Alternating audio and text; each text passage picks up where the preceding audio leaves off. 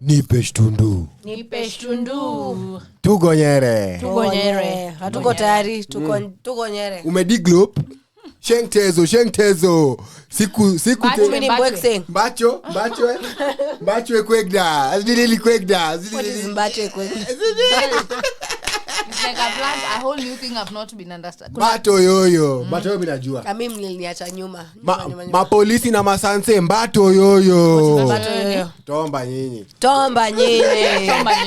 Directly at you. Mambo hili, masanse lili kwanza. How do you spray that water in residential places? Na mnajua paipu kuna shida ya maji. Mtu amefua tu, maji imekuja leo. Amefua tu.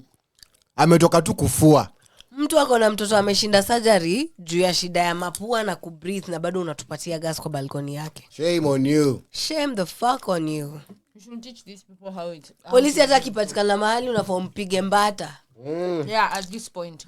Aende akapige wenzake mbata huko. Waambiane hii mbata nimepatiwa na mwananchi niwalete. At this point they have lost all goodwill. Respect. And goodwill. That respect is yeah, guys who are being kind to policemen during needy protests. Watu ndio tunafaa kwa akili zao. Hata si protests na idama tumefika. In normal lives, in normal get around. Watu wa matatu mnawakanja tu unajua obviously katika shekeshera zako za kila siku. Please be hostile to these people. Stop being kind. They're not kind to you. They stand by their orders. Awarudishi hiyo heshima. Kama ni neighbor wako usimsalimie. Yeah. Tumejam. Tunaanza kuextend. Personally I live with a traffic officer and I don't say hi. Tunaanza kuextend. Usiniambie ati best yako best. Kwanza kwa unaleta best yako na ni mtoto wa politician. Tunakuchezwa kwa hiyo nini. We don't need your money. Kwanza malipenja kunanga ganji ndio watu have fun more. Mambwa. Our money. Yeah, that's not what that, I was going to say. Not that money ati pombe ya 10. We don't need the 10. We need pombe yetu yenye tumewakia hard. Tukati kama tunachangao mzinga haina mambo. Ni tamu. Tunakunywa hiyo ya kuchanga. Usilete hapa ati unataka kutubaya mzinga zi. Ambia babako adu better, ambia mamako adu better. Hatutaki. Nika tupasi message across. Aya, traffic. Kama unaambiwa na derewa mat, pigia traffic mataa toka kwa barabara. Na asipotoka pita na yeye na uende ukiendanga. Yeye anafanya nini kwa barabara? First of all, you're not standing at a zebra. And a zebra crossing is not for standing, it's for crossing. Yes. So if you're in the middle of the road, abiria kataeni. Gari yenu isimamishwe. For abiria akatae, dere na konda lazima mkatae. Hapana. No, imagine mimi nimekuwa donda. Mimi nasema abiria akware, asaambie polisi au nishukishi kwanza hapa hivi kwa hii city ya mbele hapa. Mimi sishuki. Ukitaka kuingia kwa hii matatu ingia huko ndani. Yes. Na ukiingia huko ndani pia au shiki matatu ende kwa station na sisi. Unajua hivyo. Sisi tuenda mahali tunaenda. Kama unataka kwenda na hii matatu na sisi tuende na hii matatu. Kwa hii matatu wewe utaenda mahali wewe unaenda. Si lazima kwanza tuende mahali sisi tunaenda. Mahali tumefika atuambii vile sherehe na work. Tutakuambia vitu tutaka sherehe work. Hapo Riverside. Matatu za Embasava, Manmo, please. You're making these policemen become unruly. They even laugh wakichukua hiyo dom, mnachaka na wao. Si ni abiria, pia abiria ataanza kusema anataka kukamali anataka kuenda. There are very many people I have heard and seen complaining and telling, si mtu mmoja, very many people. But if you yourself umejieka hapo kama donda madere, ngoja wewe kama donda na dere umejieka hapo umebelieve ati huyu sanse atakutafutia makosa. Mbona nakutafutia makosa in the first place? Hapana, tuelewane. Kama una makosa hauna makosa. Mimi nakwambia real life situations Snyder. Nimekuwa kwa dinga. Ni mara mingi nimetoka town na madinga mingi. Nikifanya city tram, nimefanya nilikuwa kwa madinga za buru kidogo, kabenje, kokotado. Unanipata? Mnatokanga hivi sana najaribu kudandia dinga hata hapo Luthuli. Unanipata? Sasa kuna mara kadhaa wakadandia walikuwa nakulanga wanakula wanashukia nini tuangaje huko hivyo OTC. Unanipata? This one day watu walikuara. Nilikuwa nimejaa madha hiyo dinga, funny enough. Walikuara, unajua ile kuara sasa ati ni mtu mmoja anaongea wengine anamwangalia. Everyone was in unison. We shuka tupelekwe nyumbani. Yeah, that is what we should be doing. Na santi aliogopa akashuka juu aliojua hapo hivi deal na dere ama conductor ama na deal na watu 30 plus in one car. in one vehicle akona hapa hivi ni hasara ili dandie next. So nataka akidandia next apate energy ni same, akidandia next apate energy ni same. Waogope hata kuingia kwa hizi matatu jua kona the same energy. Mimi nakwambia kwanza ule abiria wa kwanza wapo anakaa karibu na dereva akisema tu mimi sishuki. Mimi shukangi personally I do not alight. Me and my shortness isiwekwe kando na iko na watu wanaenda job. That is crazy. Kama ni ticket waandikiwe ticket waende kotini. Wacha nikwambie kuna system yenyewe watu wanachuzingi tu kuignore. There's a whole system. And this is what I am saying. Equally hii energy makarao amekuwa akigive kwa streets. Nikikuja kureport kesi, can we please keep the same energy? Mwache kuniambia analipia mafuta hizi ujinga ndo tuna call out. Mali imefika Shaline ndio tumesema tumeona kama tunaongea na watu wenye ni mamawe. Tunalizo na wajinga. Tufanyaje basi tuanze kusolve issues zetu basi mtaani.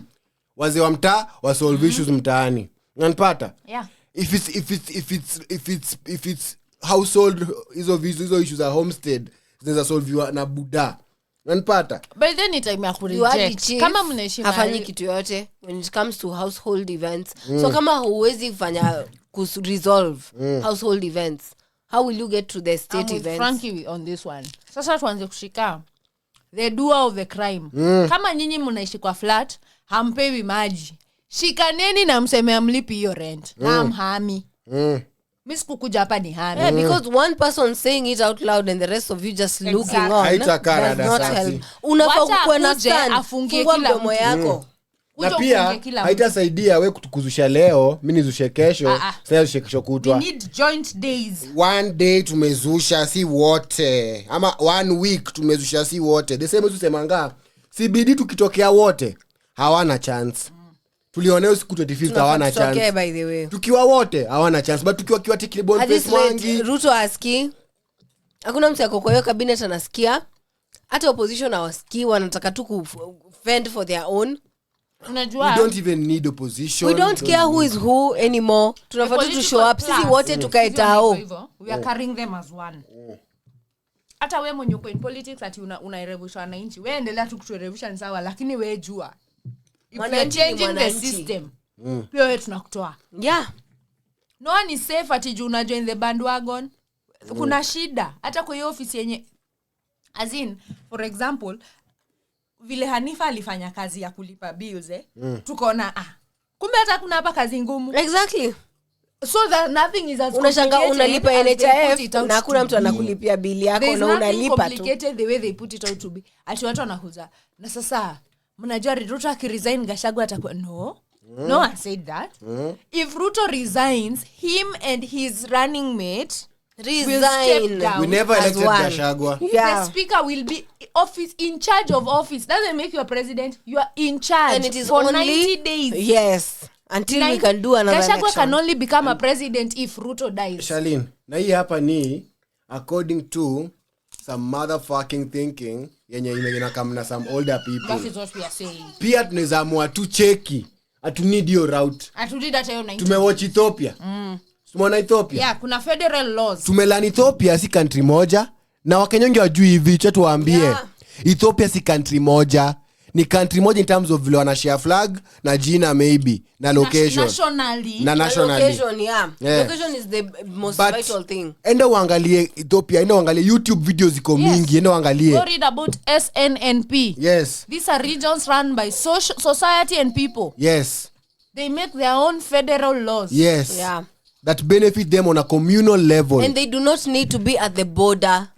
They're even in the middle of the country. Now wenyewe wameamua hawa abide by vitu za gavaji. Alafu unajua Snyder, ujinga ni nini? Walitutoa kwa hiyo hesabu wakatoka kwa hesabu yenye tu ni ngumu. Kitambo tulikuwa na provinces, formerly known as Majimbo. Yeah. Unanipata? Yes. Way better. Majimbo zirudi hizo majimbo basi. We still have the demarcations. Yes. Anyways. Tukwe na majimbo, tuseme basi hizi majimbo ziko na kila majimbo government yake. Then each jimbo iko na counties ziko under hiyo jimbo, si ndio? Yeah. Those counties now we can have them have governors, whatever the case you want. Hizo jinga. Whatever you want, but you answer to one. Regions. Yeah. Unanipata? We don't need who's the president of Ethiopia?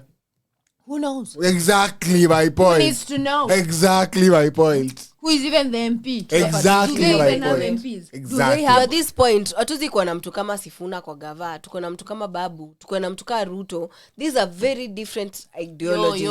Kuna wase wana support Ruto weirdly, and you are such a fucked up person. You know, kuna wase wana support Sifuna. Actually it's like that. This person is fucked up. See fucked up. Yeah. This is why we need civic education. Ndio maana tumwambiana hatuchapi wenye wanachia ati Mbadi amepewa CS, hatuwachapi. Tunajua wewe ni mjinga tu. We just gotta let you know. We need you to come to the bandwagon yenye hatuna ujinga sababu hapa ndio in 2 weeks atakuwa anakuambia bado wewe mtu sema, atakuwa anakuambia bado ako njaa, haizi access medical. Unafumwambia sasa hiyo akikwambia hivyo bro, unafujue tukipigania nchi hatupiganii mtu, tunapigania watu, tunapigania system, tunapigania structures, tunapigania vitu zinaweza tubenefit sisi. Ona cheki sisi ndio tunaweza jam kitu moja si wali alisema ya maana sana. Heri colonialists wangebaki. Heri wangebaki. Because at this point we are giving Africans that are greedy, they are not educated, they are not learned, hawajui kitu ya kufanya. It's the worst experience. Kwa sababu the white man managed to give us tao. The white man managed to give us some roads, not all roads, not super highways, because they didn't know. Ona ASF waliacha white man akakaka, hata kama walipata structures, walipata vitu poa, walipata infrastructure and working systems. Kuna systems zenye zina work at least. Hata zao zimekuwa hijacked na watu weusi tu. Pia wakiamua governments za Africa wametufanya tuishi in a scarcity state. That's why everything feels less. Kino is the vlogger, the cyclist, yes, who was in Kenya. Africa. Yeah. There's so much begging, but there's no poverty. Yeah. Why is everyone begging? Unakumbuka nikiuliza mbona msanii hana do? Cause wase wanabaitika uza show. Mimi nasikia ngoma zako kwa radio, naona ngoma zako kwa Mseto TV, sijui The Beat, sijui Channel O, The Trace, sijui nini. Mbona hauna maganji?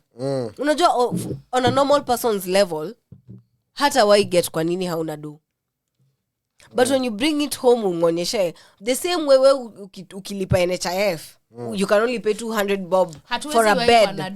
It's the same way. Pia mimi sina do kama msanii. It's what Frankie said earlier. We can't ever have money if there's still this beast you are feeding. Yeah. If you are still paying taxes, when will you have money? Not that taxes are bad, but it means if they are not doing what they are supposed to be doing for you socially. We can't privatize every public problem. That's what we and still understand. Pay public taxes. Yeah, one has to go. One has to go. So we can just, from what Mudhoni was saying, we can adapt her way. Mudhoni is Mudhoni drama queen. Yeah. And she said this on Mic Check podcast. Yes. Go listen to Mic Check podcast by Akina Chaksi.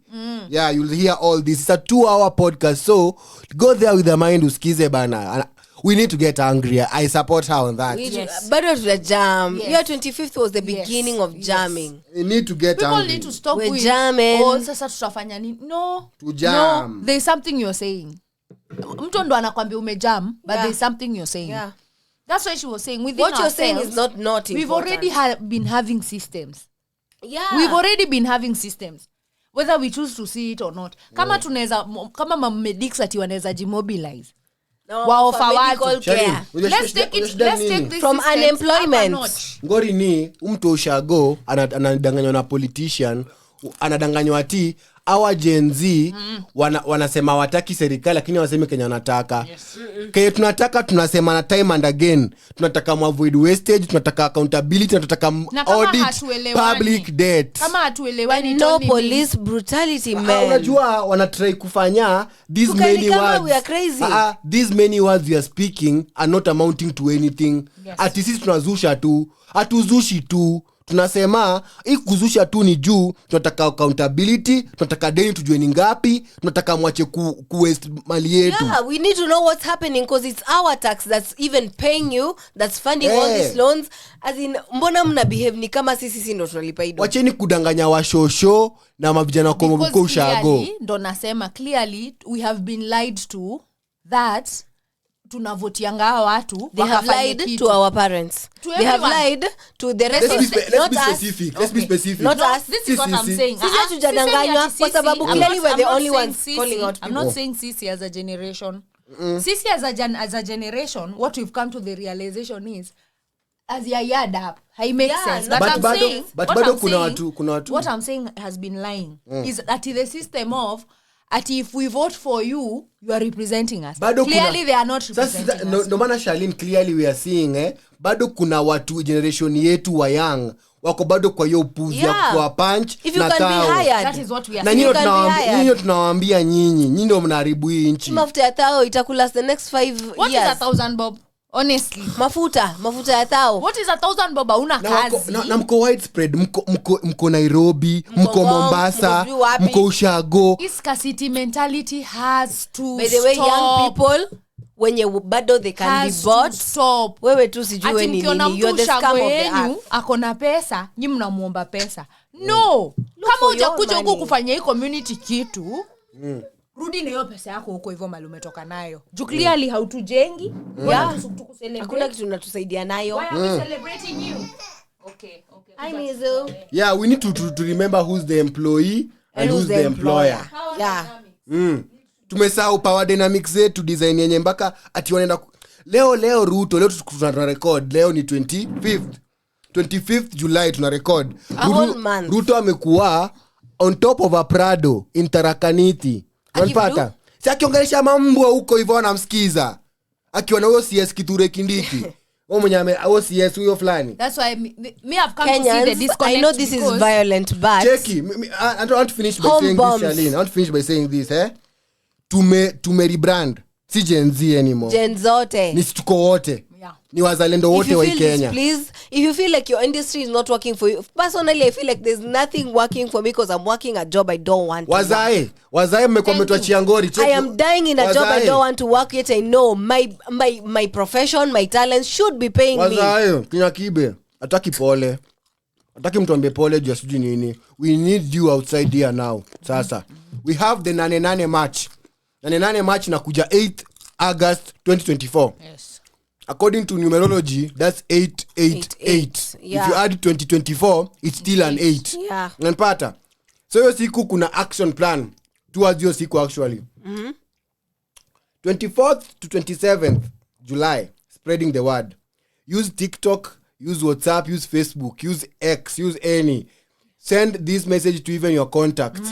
tell even your mama mboga update your status every day be talking this thing to everyone you meet hata kama ni attendant wa supermarket anyone you meet mwambie 88 is the day unanipata let's close shop man to close shop to close the country for one day or even more Tahrir Square kwa 18 days Tahrir in Egypt if you don't know what Tahrir is it happened in Egypt and you can just google it the moment you type Tahrir you will see the recent revolution wase walidedi wase walikuwa Egypt and they were targeting very young people very old people children everyone women, was there everyone showed up watu walika Tahrir Square 18 days wakipiga sala hapo wakika hapo wakikunywa hapo wakikula hapo and Ruto wants us to pray so hard amefungua machurch kila kona ya dunia tuimbe tukaimbe na tuombe basi pige swala na waislamu pia hapo our prayer is honest going up 28 to 31st July mobilizing for transportation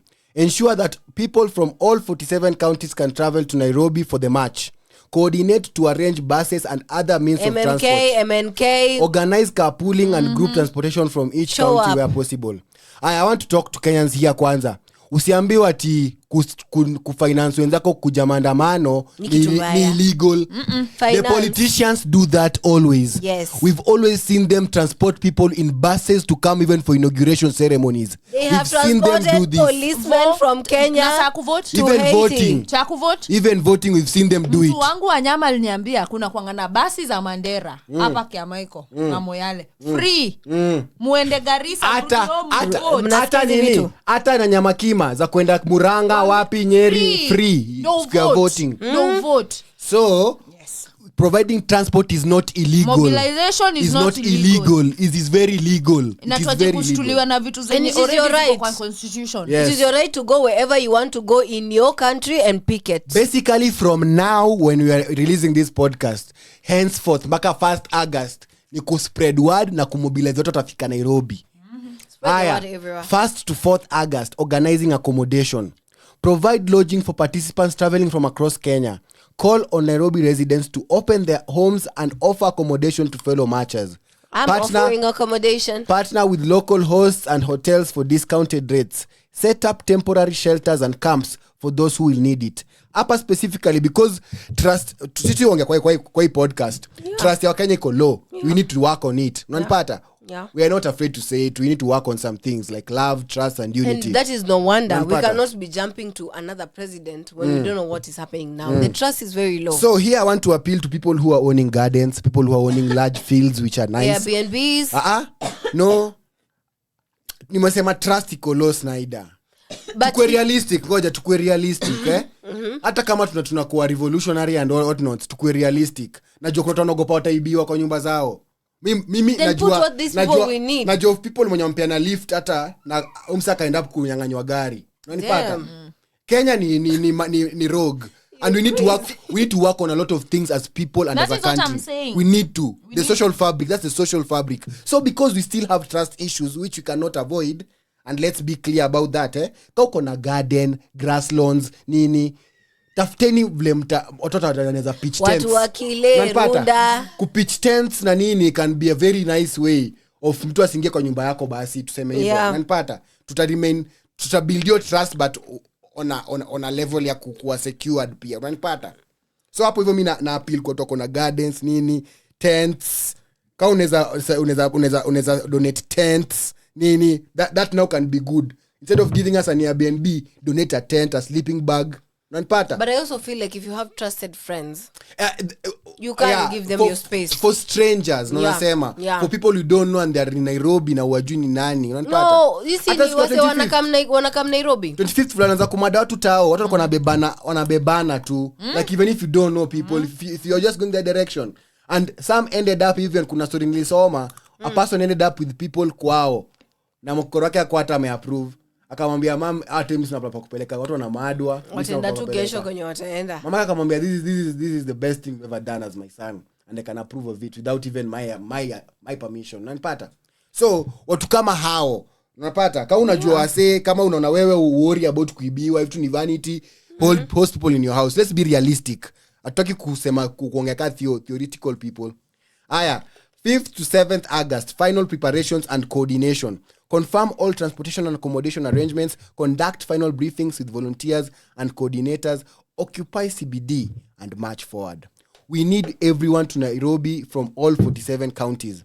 Just like Tahrir Square in Egypt, we will not leave until our goal is accomplished. Thursday, 8th August. In for it, man. Rage and courage. Jocha niwaambie, saizi mali tumefika. Either or. Tukienda streets tutaumia bado. Tunaumia bado. That's what Egyptians felt like. Sababu watu wa leo wanateseka. And that's why I want to say keep the rejecting spirit also. Yes. Na pia hata kama una hiyo mimi naelewa kuna mtu wenyewe ukweli uwezi hata wera. Keep the rejecting spirit. Na thank you. Reject even online in your spaces. Mtu sikwambia ati protesting online does not yield to anything. It yields to a lot. But you're saying information, you're keeping them angry, you're keeping them on the no and on this track. Unafa ku reject any kind of oppression. And our biggest problem we keep saying is fear. And you know the answer to fear is unafa tu jiambie ukweli. What is the worst that can happen? The only thing that can happen is kuna wase watadai na kuna wase watabaki. Is death. Na hiyo ni collateral damage. We all need to come to the acceptance and settlement of we are damned if we don't. We are damned tumeona wase wakidedi. We are not any special. We both have mimi na mwenye amededi but you know we can still be very tactical. Hata hawa watu wenye ushona manguo start making bulletproof things. Start making helmets which are bulletproof. Start making things, man. Let's work with them in town. I want to remind Kenyans that we were the first country during COVID to make our own masks. Thank you. we can make anything Adi at any price. Kim's kit, this carrier bags zilitengeneza masks. A video kamake za kitenge. So we are very able. Because we are dealing with people who are asinine. Asinine ni mtu anakuja kwa an residential area, you start spraying water and tear gas. Watu wa jua kali wapale hivyo Jogoro, tengezeni ma helmet za sufuria. That's what we are saying.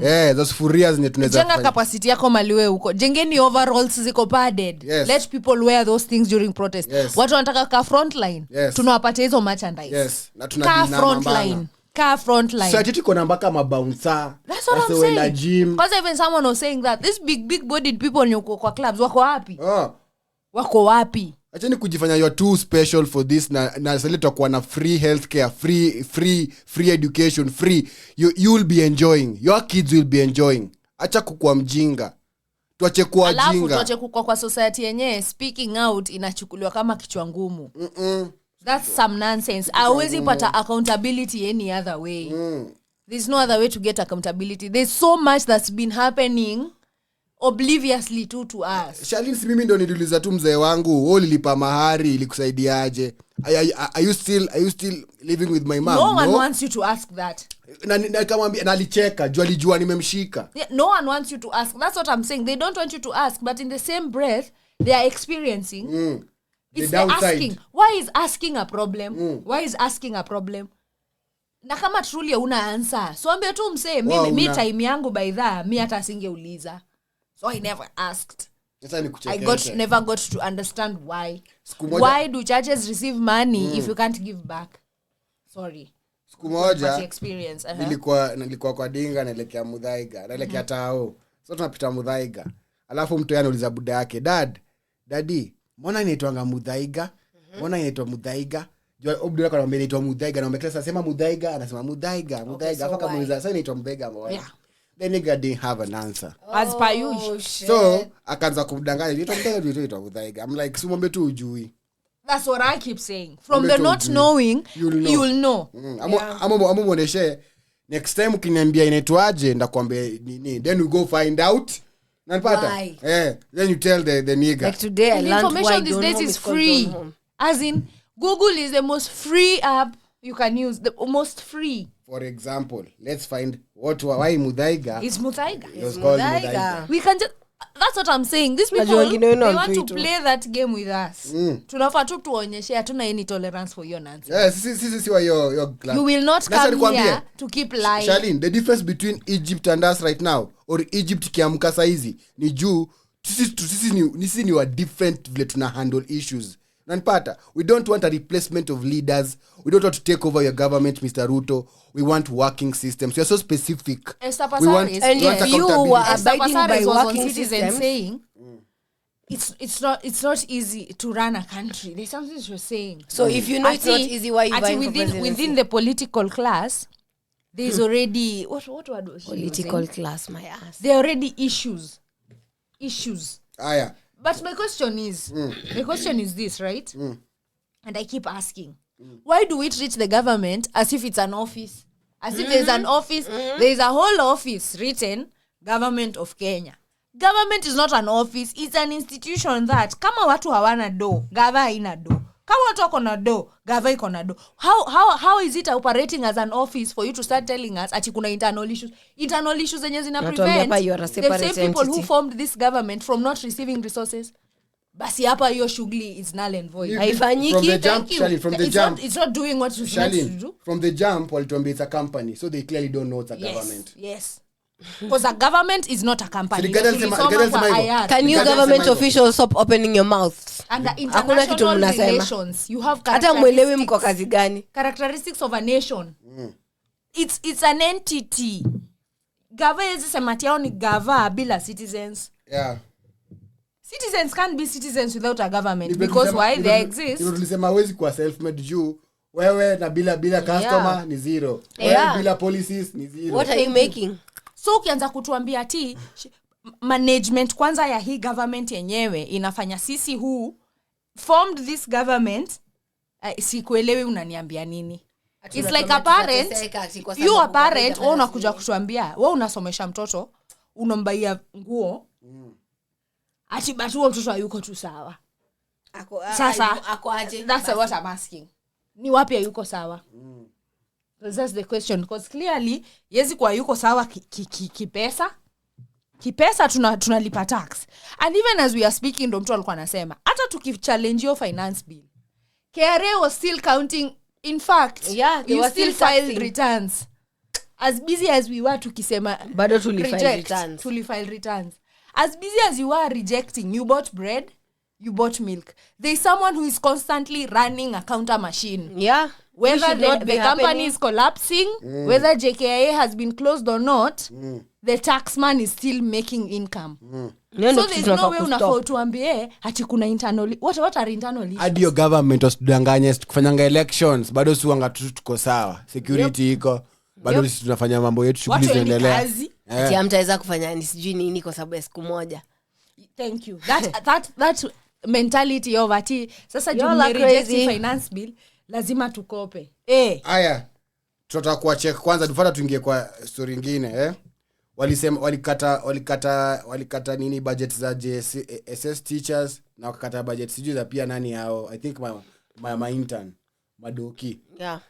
Lakini leo ameshindwa kukata budget ya first lady na second lady. Wakasema wakata budget ya hizo nyumba ita cost some legal overwhelm. You see what we are talking about. And the legal issues will cost more than even cutting their budget. Why should there be legal issues for an office that has not been... These people spend way more on corruption. Why were there not legal issues in the first case scenario where they were cutting budgets for public servants? Thank you.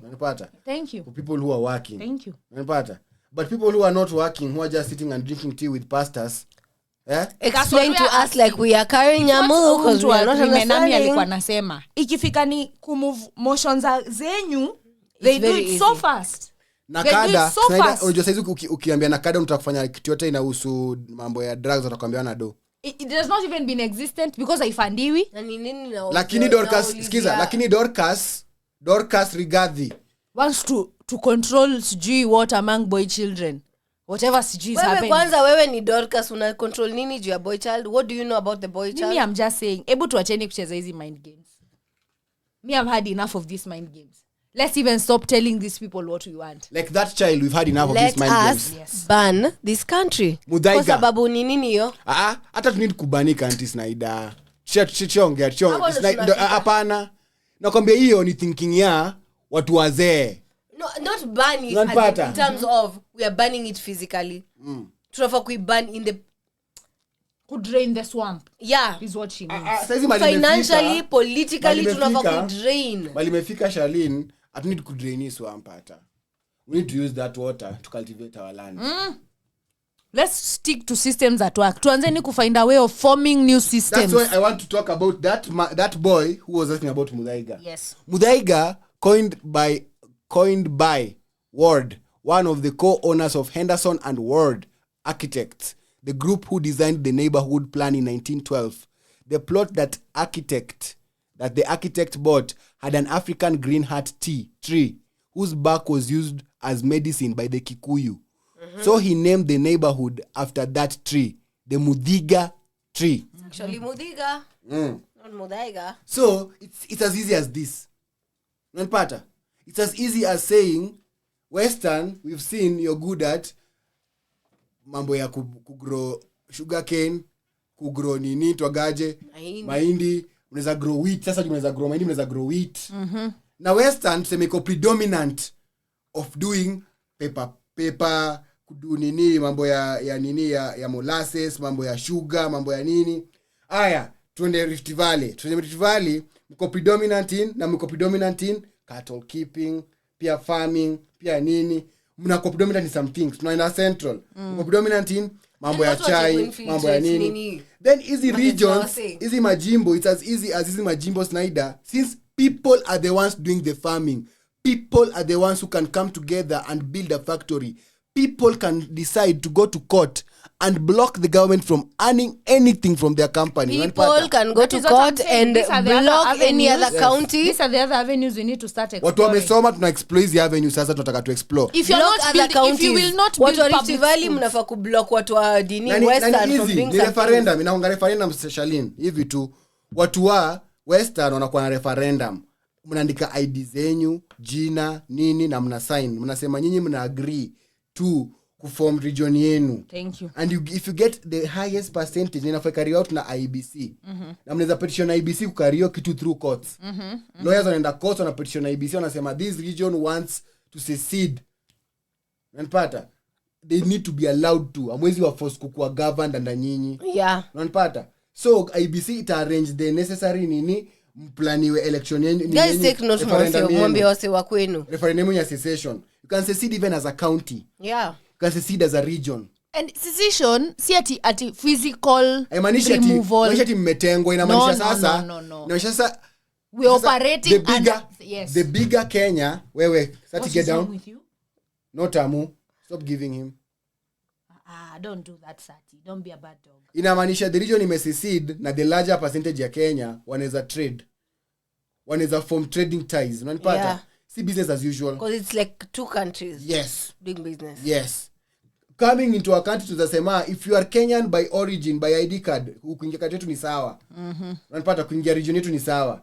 But if you are a foreigner we need you to know unadu nini huku uklie na government officials wetu tujue unakuwa huku for how long ABCD na tujue. Yetu tunakwambia uskam. Unanipata?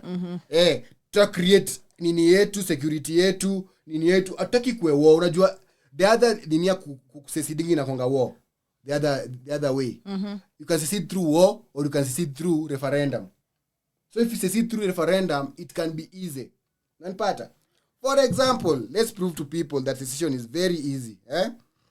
Let's read people the history of Donholm.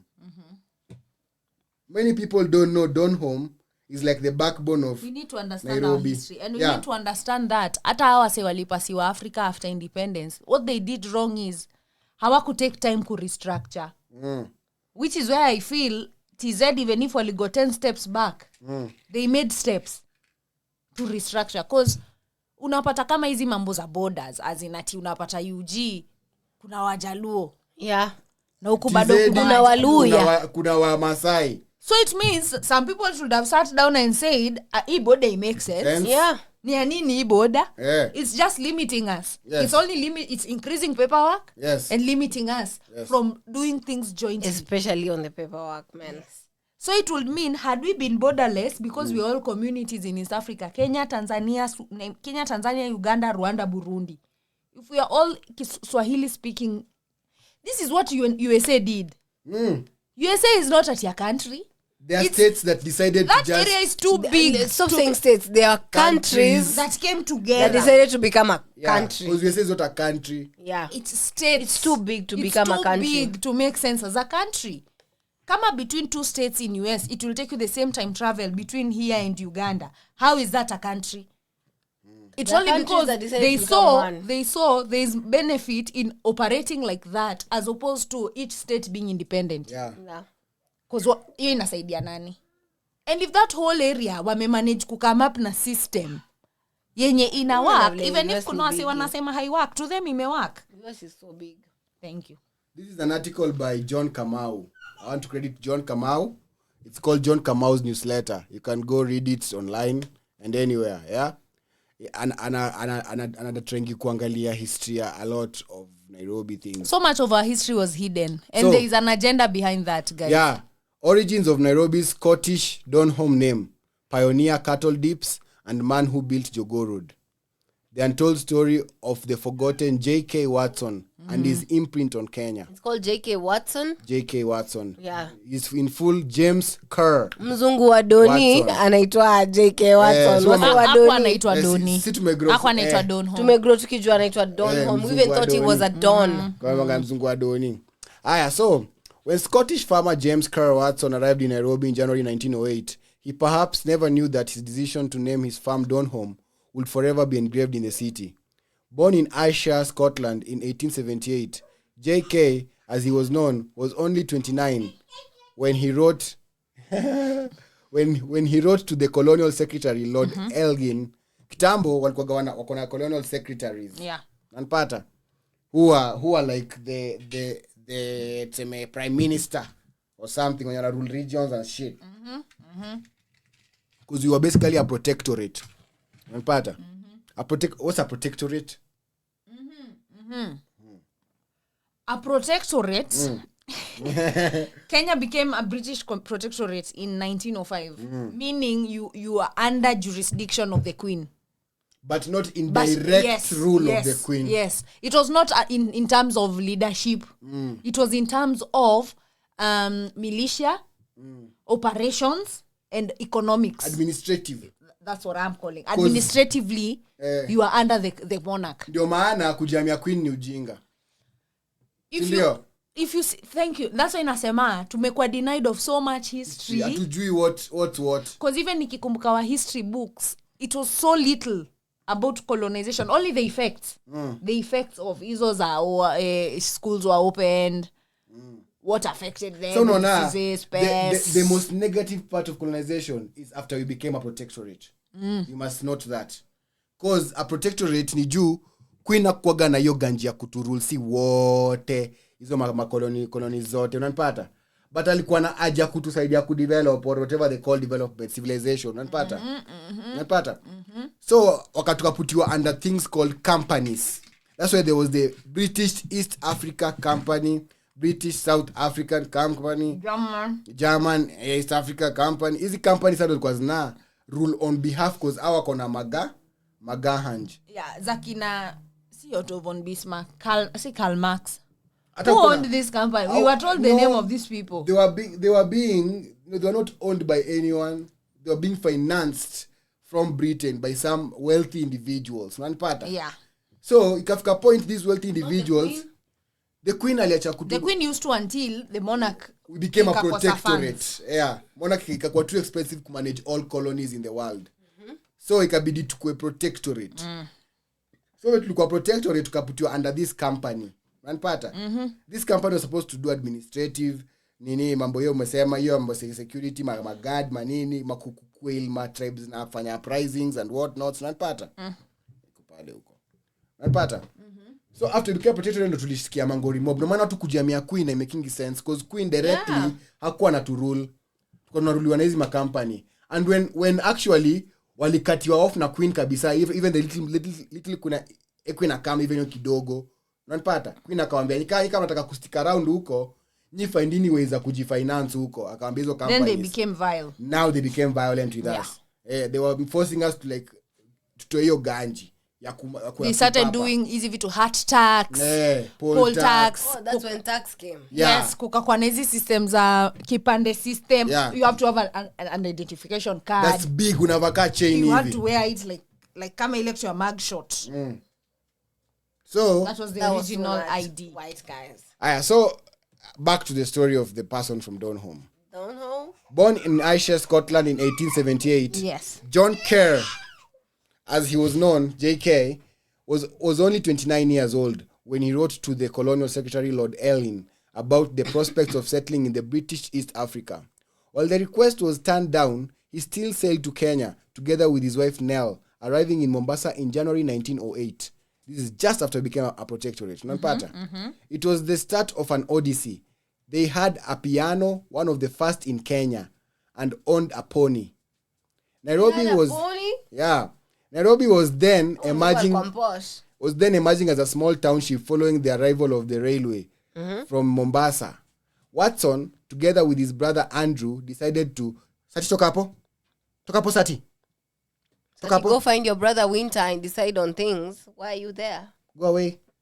Toka. Go away, Baba. Go away. Come Sati. Come. Good Baba. Toka hapo Baba. You sit here. You sit. Nairobi was then an emerging small township following the arrival of the railway from Mombasa. Watson, together with his brother Andrew, decided to scout for land and bought some virgin land on the earthy plains for 1 rupee an acre. It was teeming with game, treeless and windy. He started by planting trees to break the landscape monotony. Samelo mbona kunaongana Savo doni, pesitwa savana doni. Savo. Then he named the farm Donholm because it reminded him of the bad Kenda. Toka hapo. What's wrong with you? You move. Kama utaki kukanyagwa, you move. Sorry, Shams. Then he named the farm Donholm because it reminded him of the banks and braes of the green holms of River Doon that flows through Ayrshire. The Scottish name back home. in Ireland. Yeah, Scotland. Yes. Ayrshire. Ayrshire inaandikwa. Umesikia ng'ombe inaitwa Ayrshire. Inatoanga maziwa. Ilitoka huko. The Scottish name home means a flat ground near a river. In Donholm, today wrongly misspelled Donholm with one O, which is supposed to be double O. Dunholm. That's from the dunes. Yeah. He built a 2-story house for his family, the first to be built in Nairobi using local labor. He had a quarry on his farm, whose stones were used in Nairobi. Pale kware mali walikuwa tupa dead bodies. That quarry has existed tangu 1900, and it was this man's land. It was on this man's land. He was mining stones there. The quarry that the government uses to throw bodies these days. Shame on you. Watson's experiment with dairy cows is sometimes underrated. By 1910, he had 600 crossbreed of Ayrshire, the cows I've told you, from his hometown, and native stock, and was Ayrshire. Whatever the house, maybe Pemina butcher, who knows?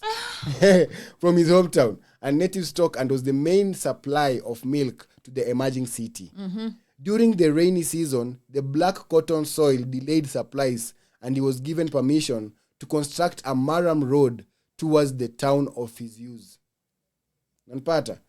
He named it Donholm Road, and it is now known as Jogoo Road. I think Jogoo Road mko Donholm Road. Kanu ndio wali-name Jogoo Road, Kanu. In Nairobi town, Watson had settled as a contractor too, thanks to his Donholm quarry, and some of the projects that he undertook included the building of a theatre royal, Cameo Cinema. Unajua ile Cameo pale Tao. Cameo. Old Stanbic. Along Kenyatta Road. That's one. There's the one who cinema. built that one. Damn, JK. Nakupatia accolades hapa. Modern day Kenya National Archives building was also built by the nigger. Archives? Yes. It used to be a bank after he left, or when Bank he was of here. Bank of India. Yeah. Perhaps long forgotten is that this was the man who dug up the cotton soil at Nairobi's Kenyatta Avenue and laid its foundation. Thus, in terms of drainage and design, Watson gets most of the credit for laying the avenue, then 6th Avenue, which is the widest of all in the city. Donholm produced an average of 200 gallons of milk daily, which was supplied to about 250 customers, including the government house, which is now called State House. Oh, damn. And all local hospitals. Occupy State House. We supplied milk to keep people alive. Beside the superb architecture that he gave the town of Nairobi, his contribution to farming was remarkable although it is the designing of cattle dips in Kenya that went to annals of history for a man who had been bluntly told in 1903 that there was no land for farming in Kenya by the Protectorate. Initially, his stock had started to die of East Coast fever, and Watson was told there was no cure, and that if he had no control, the ticks picked from the earthy plains, he had to build dipping tanks. Records show that he ordered the first drums of chemicals from Coopers and were delivered by Messrs. Newland and Talton. That was the Unicama ship or something, shipping company. From then on, Donholm became an experimental farm and one of the memorable notes written to the Agricultural Society of Kenya, of which he was a pioneer, acknowledged the role of Watson in East Africa. One letter dated August 4th, 1913, and from Colonel Sturdy, the chief veterinary officer, noted Watson's place in history. In quotes, "In time to come, when the history of stock industry in British East Africa comes to be written, as assuredly it will always be remembered that J.K. Watson of Donholm Estate here meant the whole ranch." Nanpata? Yeah. So watu wacheni niwaambie, this is why watu wadoni uringa. There's some prominence in living in Donholm. Says I live in Donholm, and where it's gonna take a lot to live. There's some prominence. Yeah. Your property becomes an estate when you're dead. Yeah. It's usually in terms of its assessment. It's net as a whole. worth. Net worth. Yeah. Legal. Estate is not what ati weni wa umo Esto. That's not an estate. Education. Thank you. Bato yo. Atusaid to me. Sheng Tezo was the pioneer of the stock dipping in the protectorate, he said. The cattle dip experiment was prompted by the death of his high-grade calves due to tick-borne diseases. By then, there was no known treatment, but he was told that only regular dipping could help him. He decided to build the first cattle dip in Kenya and purchased some dipping chemicals from Cooper. It was the first in the new colony, and several others emerged after the success in Donholm. After the end of the First World War, Watson stopped his construction business and settled to farm on a portion of his 5,000 acres. His brother Andrew took the rest and named it Bremer Farm, which we shuku is Brookside.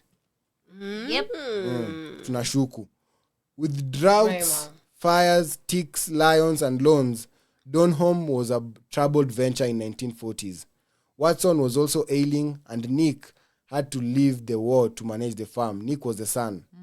Alitoka welcome to manage farm. With Donholm's land bank loan incurring the 8% interest, the need to clear the debt became very apparent to Nick. In 1948, the Donholm was registered as a limited company, and about a third of the farm's land was sold to Polish Farm. Further income was generated by leasing land. Singh and Patel, respectively, commenced quarrying either side of the river that same year, writes family member H.K. Watson. Which river? Hiyo river inapita hapo. Sinajua ati river inakwanga hapo Kware. Before Kware. Kuna tulifuata hii maji. Hii maji yote. Ni Athi river tu. Athi river inakuja na join mahali pamoja saa at some point huko chini huko utawala huko mahali. Kambani huko. Hapo hivyo actually specifically ni Joska hapo after Joska tu hapo. Around hapo. All of it comes and joins. Yenye inapita Baba Dogo, inapita Madhare, inapita all this flows to one river. Topography ni moja. That's why we keep saying it's so easy to build drainages. No, zina come from the up. So it's where nani down. Where Wangari Maathai was fighting for. So Kambani ndio chini kwa Kenya. Yes. The Mau. Yes. The Mau ndio inakuja na flow hivyo hiyo maji yanatoka Mau. You're right. Ukambani is the land before the coast. Because essentially all water goes back. Makes sense why. Makes sense why it adorn home.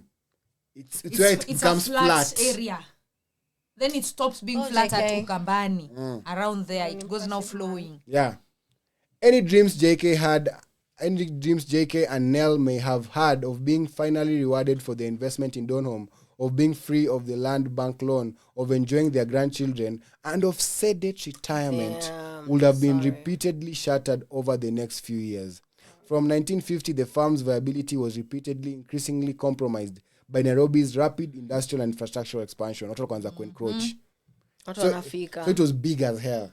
It was big. Inaanzia huko study huko. Unapata? Yeah. In 1950, Donholm and Bremer lost most of their land after it was acquired by the government to build Embakasi Airport. Damn, it's the airport that brought all this shit. The land on which JKIA also seats belonged to the Donholm farm. They were paid €8 per acre.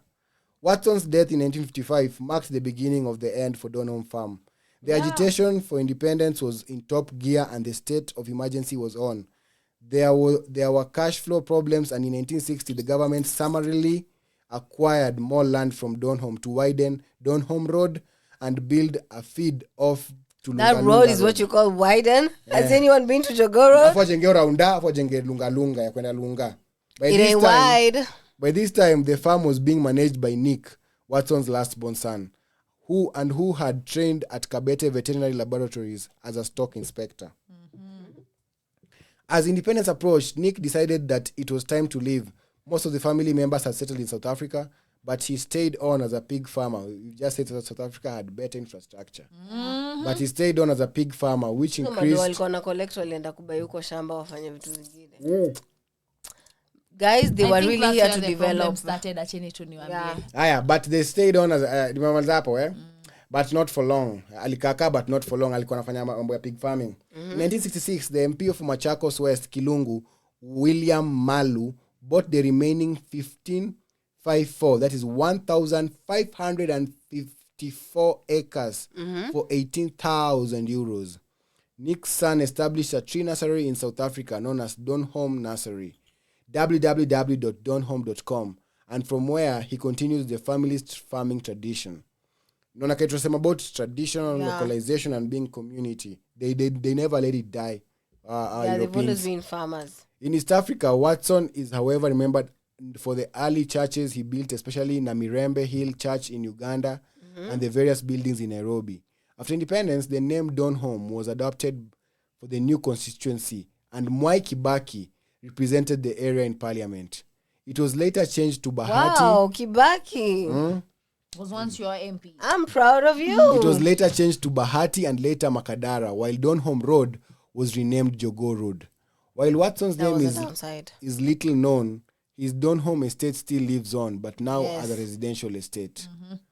Amesema anataka to thank Douglas and Helen Watson, the grandchildren of J.K. Watson, for revealing this information and everything from the scrapbook. I'm glad I came from Donholm. When you are reading all that, ndo nilikuwa nasema imedawn on me that shida yetu ukweli tu ilianzia tu hiyo time ya kufightia independence during colonization. These people were not anti-revolutionary. Most people who were fighting for the independence. And if they were caretakers. Sorry, you don't want that song. Go see what Papa is doing. Oh damn. Should have seen her face. She gets sad. Anataka Brooklyn Boys, ati song yake ikicheza na ajui wewe ni nani. Anataka kina AJ, Mr. Right. Anataka sana jua. As I was saying, watu yes. And a 2-year-old bado anataka Brooklyn Boys, alafu unataka kunivuta mambo ya Kenya atafanya. Imagine anaroa rights zake. Anajua as early as now. Anajua. Watu walichukua power for the wrong reason. Nasemaje? They didn't even have the reasons. Hawakuwa anataka change.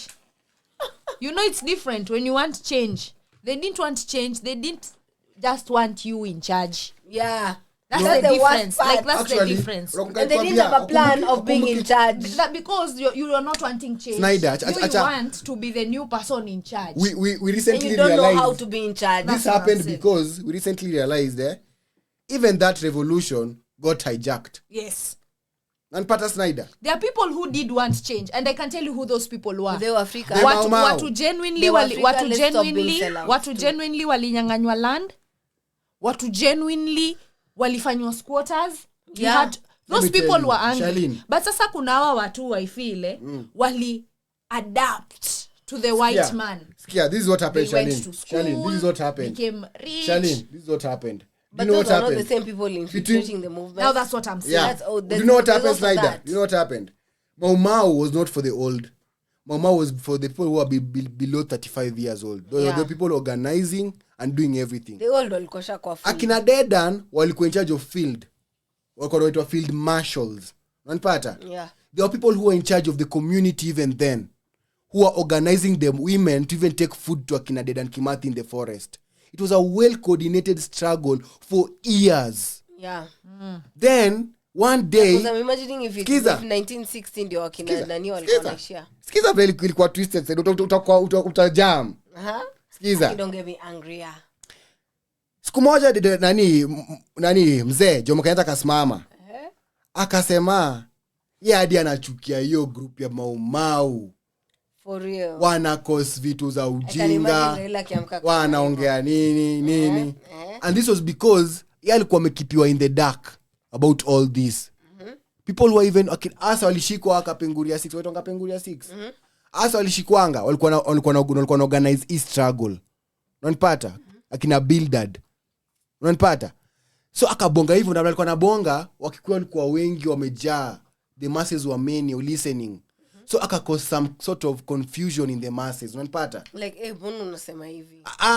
Au wako like kaya nasema hivi jua say surely. Say si wapoa. Unanipata? Because wana believe. They don't even question we're in that Kenya. Na nakwambia hata sisi ukiangalia kuna wase huko Tarakaniti wamekuwa nasikiza leo president. Au wana believe tu. Unanipata? Au wana believe tu hao. Kuna ujinga tu kwa sababu. So vile mzee aliongea hivyo, they couldn't interrupt him. They let him finish. And when he finished they call him kando na wakamwambia kenye umedu ni ufala ukidu tena si wenyewe tutakumada. They didn't even start. Walimwambia atamada Nandi warriors. Hata si Nandi warriors as in the people who are trying to do this shit right now. That had been done. Yeah. But wakasema we had already noted that the damage had been done. Alikuwa sha create cracks. Was something that had been strong. Yeah. Nanpata. So kwa revolution walidu hivyo ikafanya watu kaanza kukua na wishy-washy feelings towards even watu kwa field. Unapata disunity kwa created with how people have opinions of whatever they disunity. Yeah. House niggas nani wakakuwa wote wako like fuck. It was like fucking around. Ndio maana sasa ikafika point Charlene ikakuwa easy for him ku hijack struggle because that time approach how the ward committee, the ward council, I think the our council flani wako kwa books. Walimuita akajua oni nyinyi sasa akajua isa kuwapigia hesabu yao pia hao. Ikakuwa all about ye kuchukua ingori for himself. Unaona? So ikifika point hata ya kupeana Dedan Kimathi ilikuwa so easy. And that's why I'm saying they're taking over. I'll create selfishness in a people yenye kulikuwa na movement. Na saizi ndio kitu wanataka kudu ubuda. Sasa hiyo it works because washo kwa wamefunguliwa akili, wameonana wakajua pia nyamtaki pia mistaki. But now una get where it all started. That's when it all started. By say kuchukua power to not make change, because honestly ka ungekuwa unataka change, why keep all those many acres of land? Yeah. For what? You just want your family to be enriched your family after is generation. just here having this. Because hata vile umesoma kwa hiyo article huyo mtu ati Malungu in 1966, where is an African getting a fucking 1,000 euros? 18,000 euros. How? You see, that's the point where to move from the devil to the deep blue sea. From the frying pan into the fire. Straight. Say as much as wanna make change, say ikaanza kukua hiyo what you are saying wishy-washy. Like as much as nafanya sifanyi. So ndo nakwambia gava yetu ikakwa all a foundation. Unajua mgeta alianza sasa kupreach message ya tunaweza wachukua bila kupigana. Hao wanapigana, wanataka tuuliwe, wanataka tuuane, wanataka unanipata akaanza ku spread message yenye unanipata aka get the masses on his back. Unanipata aliwauzia facade, alitiza politics. People beware, don't follow Raila around. Juu kweli ni it feels like that. Asila peke nao akina Sifuna na kina nani aone hata kwa hiyo ya Tahrir Square kuna the Muslim Brotherhood. Yeah, they try to sell out the young people. Nanpata, by the way, they just remove every the revolution. Yeah, you have to be worried of ours wanataka leadership and prominence. This is not something you should be wanting. Ati kila saa una advocate for sisi leadership kwa kitu ati unakimbilia. It's just given. Unajua it's automatic that within a set of individuals nika animals. Yeah, how they choose a pack leader. Si ati umegombea. Yeah, it's by right tumecheki wendo uko rada Valhalla. So follow wewe Valhalla. Yes, pigana. Thank you. The goals will choose when to survive. Exactly. At one point it was like that, but you see our leaders, that's why tumekuja kuona they didn't develop anything so much after zungu aende. Yeah, tulianza tu either kukopi style yao, tuka-adapt language yao. Now we had to speak English in our schools because you didn't want change. You people didn't want change. Mulikuwa tu mnataka kukua in charge. But now politics became about that. But now they kept lying to people. Tunafa. They kept the facade of democracy. Ati ukivote, ati ukivote ni wewe mambo yako inakuwa represented. Yeah. Now it's a new era. That's what we are saying. We're not seeing the representation. Na kwa revolution now by the way. People are educated. Na kwa revolution by the way. Don't msi lose cause. Msisikize kelele na surround cause. Yeah. Saizi wametry to make it about some characters have infiltrated the protest, some characters have It's all about goons. It's all about media. That should not make you forget why we are protesting. They want to make you to forget why we are protesting. Why we are rather. Why everyone came out on that particular day. Don't forget why you're angry. You're angry because hata kama ni sio lishandwa. Hata kama sio lishandwa hiyo siku mimi nilikuwa hiyo siku. And you're angry kwa sababu walikuwa in charge of making systems that were supposed to be working. Yes. employment was supposed to be making sense. Police need to be working. Hata kasi wewe ulishandwa hiyo siku utasitwashandwa tu in days to come. So unafaa tumefika hiyo situation yenye hauko US na uko US. Damned if you do, damned if you don't. That's where we are. You're damned. Akujakuwa na system hii yote imekuwa ni charades. Charades. Nao ndio maana watu wanataka system inawaka. Tunataka system yenyewe. Polisi unakuja kunishika. Mbona? What is giving you that right? Si ati kufanya tu. You're dealing with people who you represent a constitution. We read, we understand because we want this to work. Learned, man.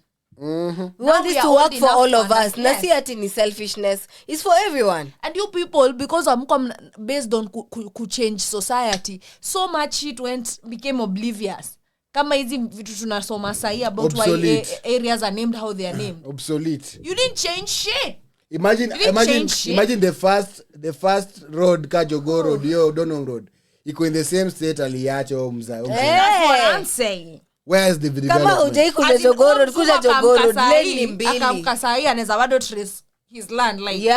Si ndio hii archives inakata the same building with those 4 pillars, just new colors not even new colors. So why were you fighting for independence? You know, that's what now I ask. Because kulikuwa na hii class ya elitist wenye wewe hujanyang'anywa shamba, wewe umekubali kwenda because you had to accept. I know with that lifestyle ya mzungu you had to accept to start going to school. Watu wa Maumau ni wenye walikuwa nasema mimi siendi shule because sijakuwa nikienda shule. I'll keep on farming. You can't come tell me sasa nianze kwenda shule, sasa nianze kwenda church. But you see, there is a big part of the community wenye waliseliwa hiyo narrative. Ndio maana ilikuwa easy. Na wenye walikuwa wamekana wazungu sana. You see why it was easy for Jomo to just sway them. Yes. They had been convinced this is the way of being. Walionyesha value system iko hapo. Not anymore. It's just a new era. Tufunzane ukweli. If you're not feeling that deep down, you will. Sooner or later. It started with clothes too and music. Tulirudi kusikiza vitu za 90s, kuvaa vitu za 90s, and then we just went back to know where did we come from. I can tell you people, Snyder never liked Kenyan music, but now she's an ambassador. She's an ambassador of Kenyan music. Hey, there's a point I was like, peace out. Like, we've been lied to. We are popping. We are the best that ever was. Hata si tumekuwa tunafikiria Kenyan people are the problem, but we are slowly learning that that's not we're it. The shit. We are who we think we are. Ile vile ulikuwa nasema vile watu walikuwa naishi sa bubonic plague. Mnaishi tu. As in not physically. Being structureless feels like that. Like tuko tu.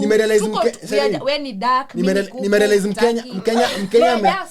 Mkenya amesukumwa, amestretchiwa, amefikiwa point yenye anakupea bare minimum. Exactly. That's not the best. And even in the bare minimum, we are at our best. Yes. So imagine us at our best with the best shit. That's what I'm saying. Akuna like sio ni kama South Africa, you got nothing on us by the way at that point. When you student kwenye shule, uko disciplined, uko na una put in time, but you have fucked up parents. Wenye hawa kupay lunch, hawa allow hata ukwe shule sometimes. Let's push the envelope, Shali. Let's push the envelope. Yes. When you student when you call boarding school Kenya, vile unajuanga boarding school Kenya iko, si ndio? Aya, wewe bado ni student mwenye in one term utakuwa trips zote. Utakuwa umepigwa sas wiki 2. Utakuwa mgonjwa wiki 1. Bado uko na half term. Lakini bado kama kwa exams unapiga kila mtu. I know. Huo ndo Kenya. Tuko na everything bad, Snyder, everything. And we still thrive.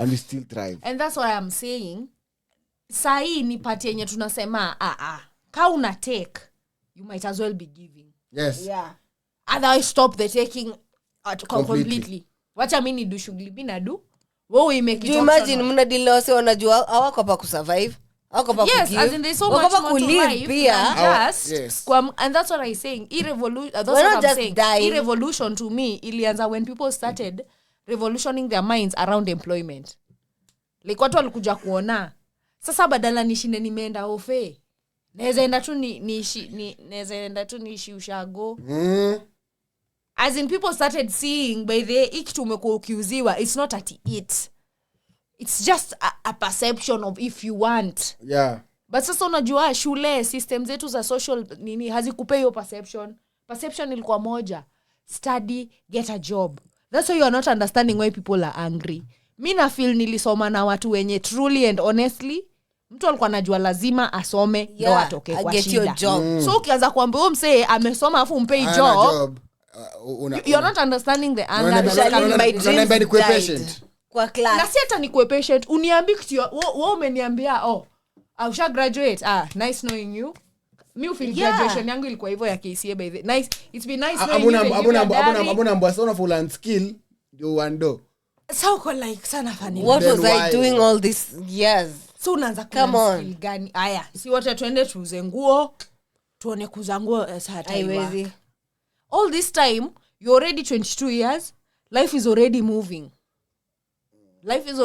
Alafu the same society ukifika 28 29 ujapata mtoto ujaoa unajua hamuelewi mbona watu wanajam. That's what I'm saying. Mwingine aliamua akapata mtoto walipata mtoto mapema ndio maana uko na hizo shida zote. What is this? Angekuwa 35 bila mtoto is too late. Aya akina Kiba kijaribu ku make sense of it ni misogynist. Aya madem pia kitaka ku make sense of it ni feminist. You see what I'm saying? Tuko caught in some melee yenye tujui tumeanzia wapi. That's why you people have to understand tuko na tu the spirit of resistance. Tunajua there's something not giving. There's something just not making sense. Na enough I give. Yeah. There's something not giving and it's not giving. Enough to give. Never think you're crazy. We are not crazy people. We are here as Ibada podcast to tell you are not crazy. We are here as Ibada podcast. We have been feeling like this and it is high time people felt it with us. And I know there's some people who've been feeling like this with us when you're the whole. It's nice to know everyone feels the same way. Keep feeling right ya kukua angry. Keep feeling. Feel every inch. Because wase wengi for the longest time wamekuwa complain boss wangu kwa basi hakuna you don't even and then you feel crazy thank you. Kwa nini mimi na complain? They make you feel like you're complaining because some people are not complaining when you're not comply. Can you stop complying with compliance? And then the worst part is you come to make noise at the side. No, make noise there and then.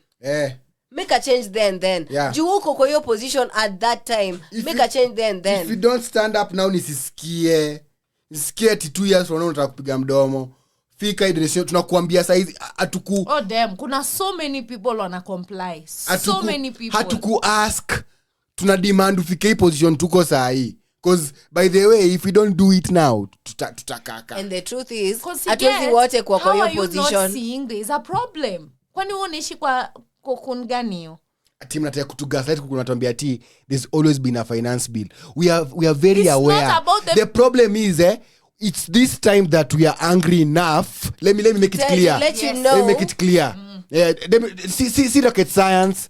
Tunajua kumekuwa na bills, kumekuwa na government. Hata Uhuru Kenyatta, you are very lucky my boy. Yes. You're very lucky. Oh my God. Do you know Mudhoni said that? Yeah. She feels like we must have been sleeping. We were feeling it at that time. Just not talking about it, not reacting about it. We must have been sleeping. And Ruto, the God you are praying to, is not that God. Yeah. But we were willing. We were so drunk. We were so high on. I think we were mellow. Yeah. Uhuru by there, maybe the gods of liquor. He's a Scorpio. Too much here. Because you just missed. See that you are any different. This is the message. You've just missed this bullet. You should be thanking the gods. You have missed this bullet. Because as per the calculations, it's not like you did better than him, but not the best. What the fuck was that? You also borrowed too much. No. He didn't do better, Snyder. Yes. He created the environment. The monster. Skiza. He created the environment for these vienyejis called Didi Nyoro, Kimani Chungwa to be trained by this bigger person called Ruto. He trained them under Ruto, his you're a guy. Fucking idiot. As in, Uru was too drunk to say it, maybe. Whatever he was stressed out. We are about just it. telling I don't know. Uliponea, brother. For 10 years. Yeah. Ulipona 10 years. Kibaki wewe ni Morio. Kibaki the reason tunaweza muuphold yeye alifanya vitu tunaona. Kuna kufanya kitu unaona. Na hivyo ndio tunakuambia hawa MP. Wezi shinda umesimama mbele ukiambia watu umejenga shule wapi? Kwani unajengea tu watu sijui wa gani nani we have social media for you to circulate the pictures. Can you take pictures? Can you have people tell us, yes, this fence is here, this gate is here, these classes are here, these books are here, mad respect this water Kibaki, is here. mad respect to Mama Lucy. Yes, tukiulizana asubuhi ati shule junior government ati hawezi provide food na ukilipa fee, for example in a private school, if you pay fee it means your school has been encompassed in the budget. Yeah. So kama gavana alipa walimu, si mlipe watu watakujanga kupika, as in misioni kitu ngumu hapa tunaambiana ni nini. Na ukitembea ukimwea you see thousands of fields of rice, thousands of fields za nini zinaitwaje, beans. Yeah. So get. Na tumechoka kuget. Mimi nimechoka trying to That's get what I'm saying, because it's I will not not getting my mind. Mimi nimeona tu nyi watu the sense is very simple and you're trying to make it so hard. That's the worst I'm part. not understanding. Yeah. Hiki tu ni simple sana na mnataka kuifanya. Mnataka kutufanya tunakakani we are crazy. You're crazy. You're crazy. Ukiomba ujenge shule, it's just a block with partitions. You know, we are not understanding. Exactly. We are not understanding ugumu iko wapi. If people are building mansions, misielewi. That it is the doesn't even disconnect. need shit. Every time you think about what the fuck they're doing, you get tired 1,000 because times it only over. means kazi yenyu haijai kuwa yetu. Whoever you work for is not us. And tell whoever that you're working for, you're no longer working for them. Kwa sababu unatoka. By the way, we should bring back the life sentence. We should bring back the beheading. Watu wanafaa kulearn lesson yao. This is way too many people removing way too much money doing a lot of nothing. It's sad that hii ni kama ile kampuni nyinyi mmekuwa ukijenga ukiwa majuu. Sasa kutokuwa majuu ni kukua adult, una realize na kwani hii kampuni na kwanga hivi. Kwani ifanya? Na kwani hii kampuni ikijengwa kwani nini inafanya hii kampuni hapo ndani? Nini inaenda? Ndo you go open this company. Hey, ukienyeji kwa hapo ndani. You live and wish you didn't open those doors. Sometimes I just wish there's information we didn't find out. Ni uso ipantuya. These names. Kejeji names. Bochok. Awe uta imagine utacha ufala. If I hear one more name, almost feels like a joke and then you get angry. That's what I'm saying. Are these people even existing in society with us? Kumbuka tukiwa dogo ukiambiwa ati unafaa ujue mapolitician, ati ujue mpi wa kwenu. For what? I don't need to know the motherfucker. I need to know what they're doing. The motherfucker needs to just work. I feel the service. Thank you. Yes. And I say the truth. We never know them because they ain't doing shit. Sauta jamjuaje. Sasa bidi niweze kujua.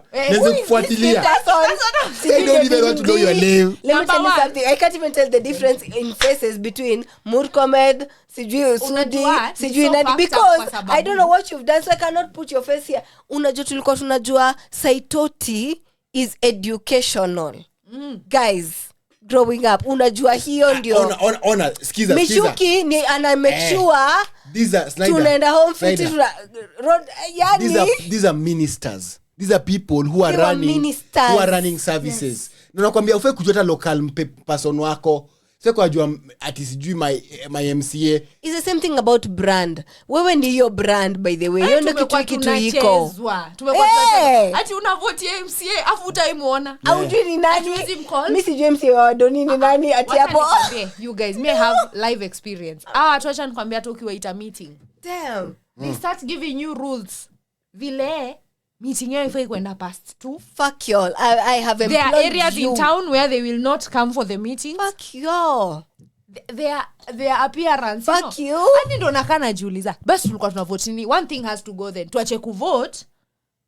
It's the fact that nimekuandika kazi na wewe ndo unanipa instructions. Mimi hata siko kwa hiyo mambo mingi. Nimekuandika kazi na wewe ndo unanipa instructions. I think hapo ndo tulichezwa. That's what I'm saying. It's either the voting is not supposed to be there or they are not supposed to be, because has he connect? Kama ni mimi nilikuchagua, mbona unisikizi? There can be dialogue but not instructions. Wakenya tukiona by the trust IBC na we constitute tuna form voting yetu ya mlolongo. Hatujapigwa hapa na misumari. Mungu, hatujapigwa hapa na misumari. Sisi Yesu. Tunaweza come to county wetu. Kwa nini nini tunafanya? Tunayo blockchain inaweza votisha watu. That's what we are saying. Kwa Worldcoin ilikuwa blockchain. Worldcoin basically Worldcoin ilikuwa inachukua data ya mse inaingiza kwa a whole database.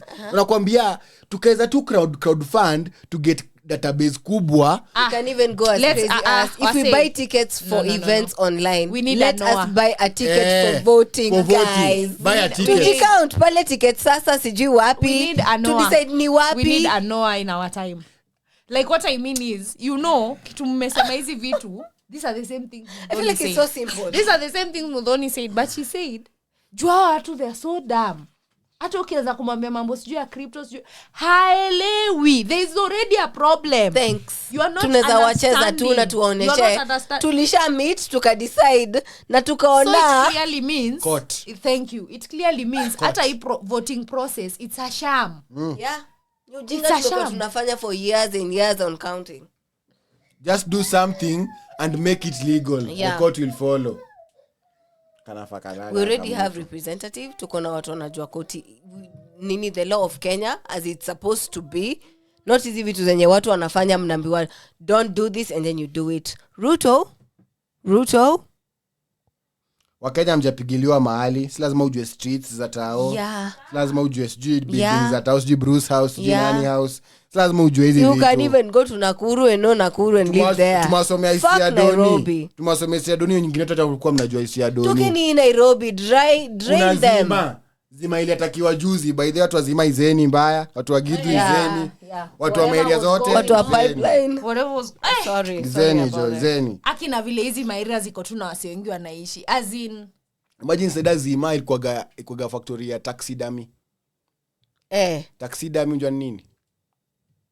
Taxidermy ni nini? Watu taxidermy ni nini? I'm sure kuna watu wajui kama mimi. Taxidermy ni ile rada ya animal capture kama kitambo by the poaching ilikuwa legal, kulikuwa millions of animals in Kenya. Unanipata? Millions. Ilikuwa mob. So wazungu kwa mtu kuhunt. Hata ma president wa America kwa kuja huku kuhunt, ma president wa area mob kwa kuja huku kuhunt. Kusikia tu poa. So kisha hunt hiyo game yako ilikuwa biz. Unanipata? So taxidermy ni process ya kutoa the in things matumbo, then the outer one inamekiwa design itakani kama a real life animal. Yeah. So it had to be done by hand. Lazima waitengeze na ndani na matipesho material. Zinakaanga fit in this like cowboy museums and bars. That's taxidermy. So wazungu they love doing it to deers. Yeah. So he was the first person to build a taxidermy factory in Africa. It was the second largest in the world. Damn. Kenya, the kind of greatness tuko, by the way, itabidi turudi kwa streets. Hapa zima walikuwa madawatu. Imagine, apart from that, he had a very big leather factory. This is not chilling to you. A very big leather factory. There's an elephant in one of our museums or somewhere, I think. An elephant that he made. That was one of the last things that he make. So watu endeni kwa museum, pateni wasewera. Ubaya ni pia gava imeongeza bei ya kuingia museum. Number 1, number 2 inaongeza tu bei. Inaongeza tu bei. Tuende. Hataki tujue. Sasa mkisha tufiche hizi vitu. Ndio tuserevushane. Achini tuwasho tutambiana. Vile tu tumeisema hapa. Oral tradition. Waafrika by the time kwambie we used to hide our stories in stories. Stories that used to be told around fireplaces. We don't need to write books sometimes. Unanipata? I'm a writer. Yeah, and anything you find Kenyan as in ivunie. I'm a writer. Ivunie. If it's food, if it's going to the park. I'm a writer but I still love. That's how we build each other. I love stories. That's why I'm in a podcast. Everywhere. Unanipata? Mimi writer mwenye niko kwa Kuleni magidheri everywhere. Sikukula peke Snyder. As in, not even that's what I'm saying. As in, when I'm saying kula githeri everywhere, I'm saying be Kenyan everywhere you are. Nakwambia sikukula tu, be very intentional. Mbako unaambia mse around wewe Githeri wangana hizi ma benefits. Yeah, ni rada ya Githeri breko, ni poa. Yes. Jivunie, ndio kujivunia. Usifanye kama wewe unajua hapa. The more tunakuwa I think the more try kukua modernize, the more hatukuwa tuna pay attention to whatever is actually happening. So imagine wasiwazima wangekuwa bado na factory ya leather yenye inabadi inasaidia area. Yes. The same way we still know farmers inasaidia Kahawa West to some extent. Unapata? Yeah. The roads can't be that bad because Farmers Choice has had to have... And not even only at Kahawa West. Yeah. Farmers Choice is such a big exporter. Yeah. Ndo nasema local area inaweza benefit more. Also. I hear you. Jobs. In terms of access to products, roads, yes, so many things. Imagine Webuye ilikufa juu ya paper ilikufa. Webuye ilikufa. Industrialization si kitu light. We don't have revolutionaries. That's why I told you they killed Jacob Juma. Because he had discovered something that was worth 7 trillion. That if he could set up a company vizuri, I mind, angehaya Wakenya wengi na tunge create value here in Kenya. At this point tuache kuwa wezi, tuache kutotrustiana, kupendana. These are the things we feel like hatuna. Kwa sababu it doesn't even matter who gets elected there.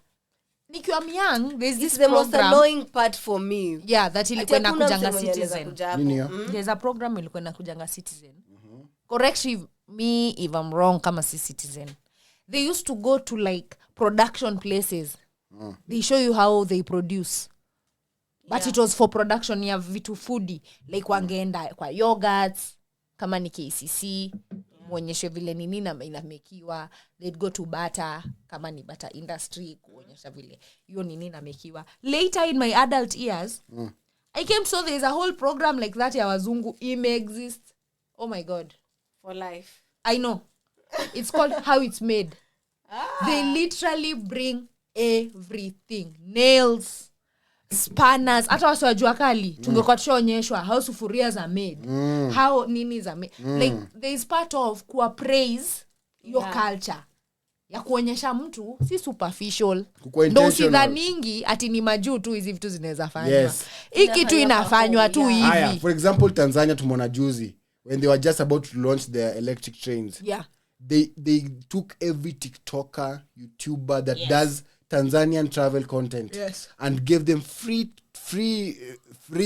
experience. No man. Lunch, nini, from there to wapi. Unanipata? Wherever you want. Wakatu show, iko YouTube, from wherever angle you want to see it, you can see it. And it was still not only for us to see, for the Tanzanian person to know, this thing ikilaunchiwa usiogope kuja kutumia weka Mtanzania. Kama utumie ni electric hivi unaingia, kama watu wameza access wakakuonesha wame access ni nini, pia wewe unaweza. Unanipata? Ni kusensitize watu in a way. Yes. We've seen they have, that is what I'm saying. We've seen they have an automated airport. Wamesensitize watu juu ya airport. It has facial recognition, it reads passport automatically. I want to be there. I'm sorry Kenyans, but corporates need to be doing that. Alafu hizi vitu zinafaa kwa za school kids. Yeah. Like take school kids to factories, to service industries. Not fucking CBC center. Sijui nini hizo mnafanywa. Like take kids to a simple place as a bank. Do you know how influential that is? Yes. 6-year-olds uambie, don't tell her, ask. When you receive money, what do you do with it? I put it here. I do this on the computer. You can do this. As in you open up the kid's mind to be like, so si ati mko tuna pesa hapa ndani. Hebu tuacheni. One of the things you just have stacks of money. That's why wazungu kwangana bring your daughter day to work, bring your kid. Thank you. Even CIA, the way it's serious, they have that day. Yes. As in, endeni kwa hawa wasi, hawa tunaonanga. By the way, guys. Ase tunaonanga wa furniture. Ni simple. Wanini? Onyesheni stories za watu tujue. Hiki tu si ati tu ni kawaida tu kisio ujinga hivi.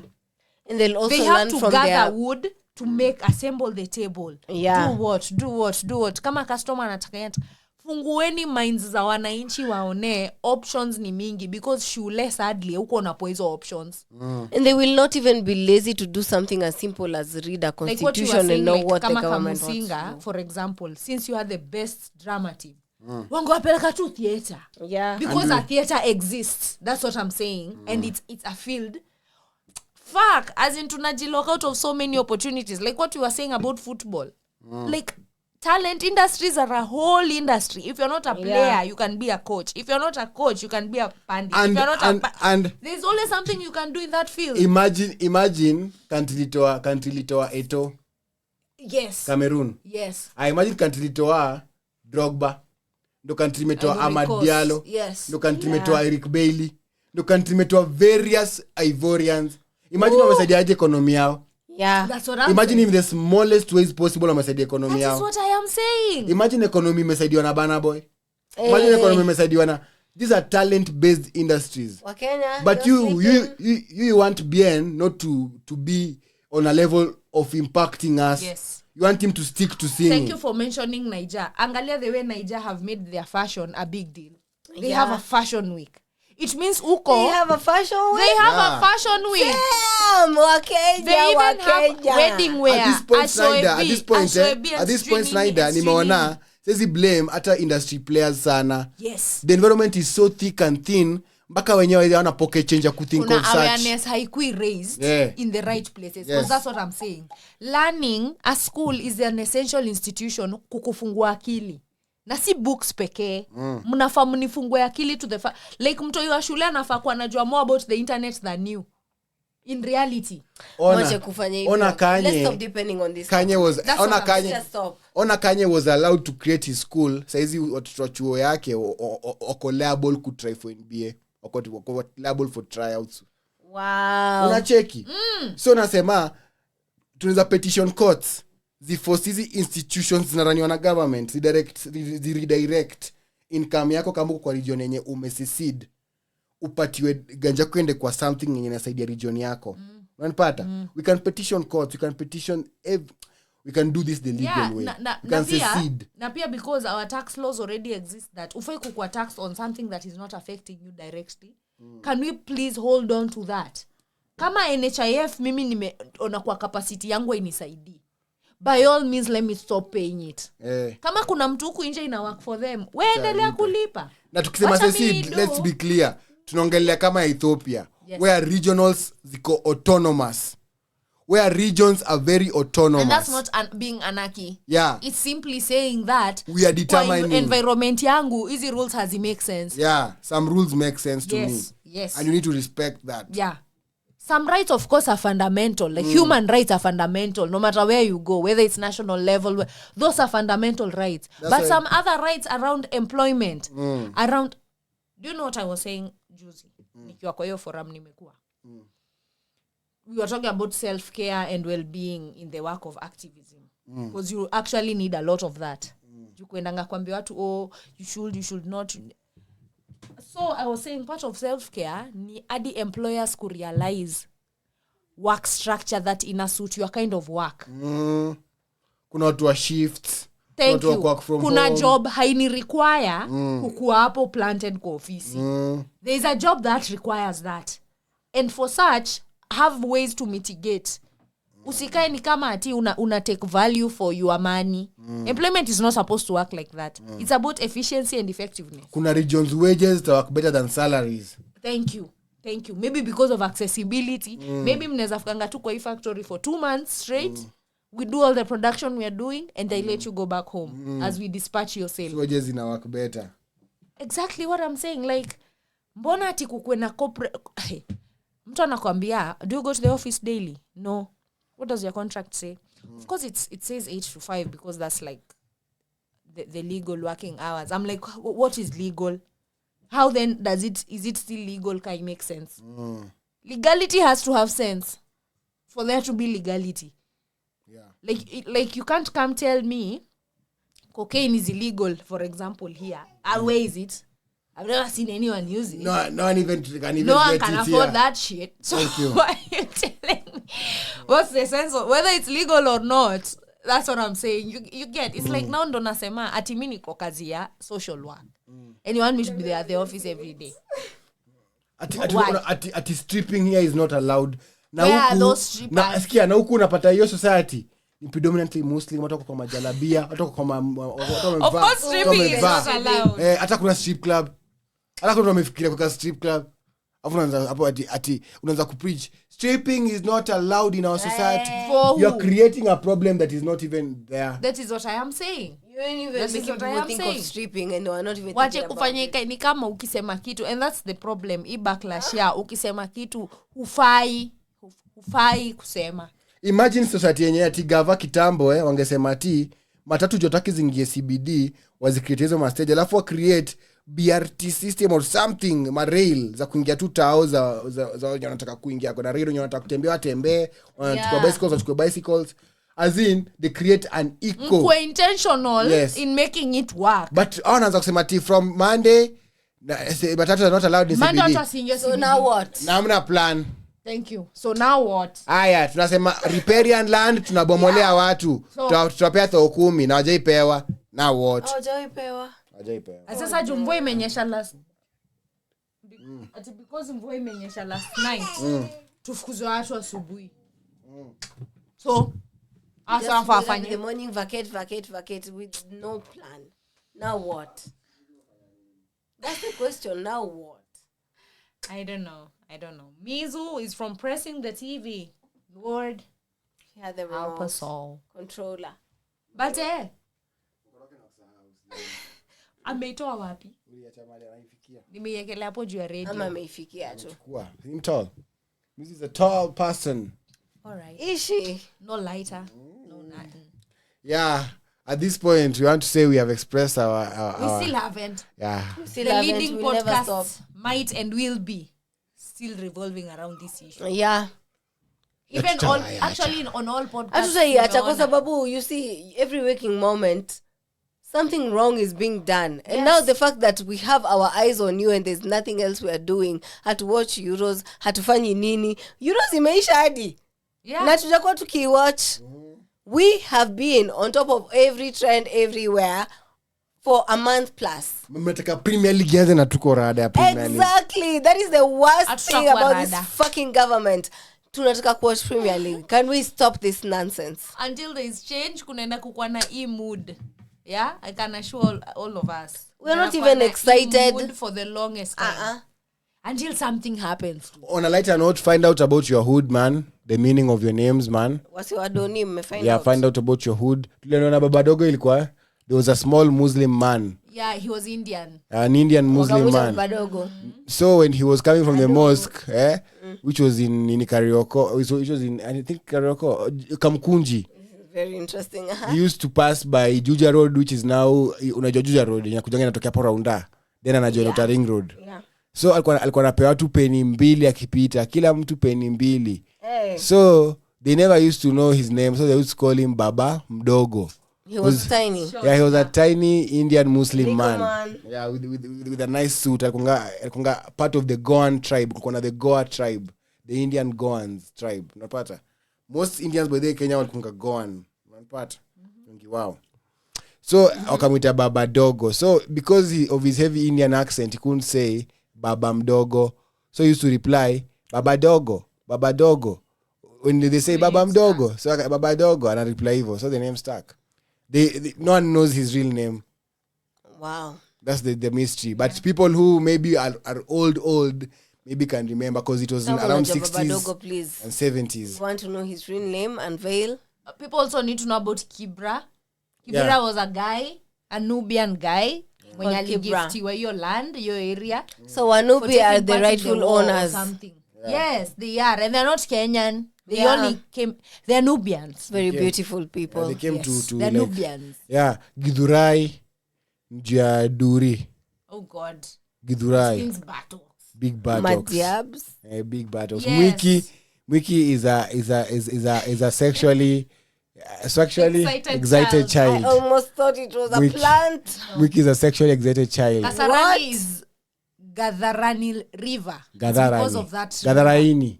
Gadharaini.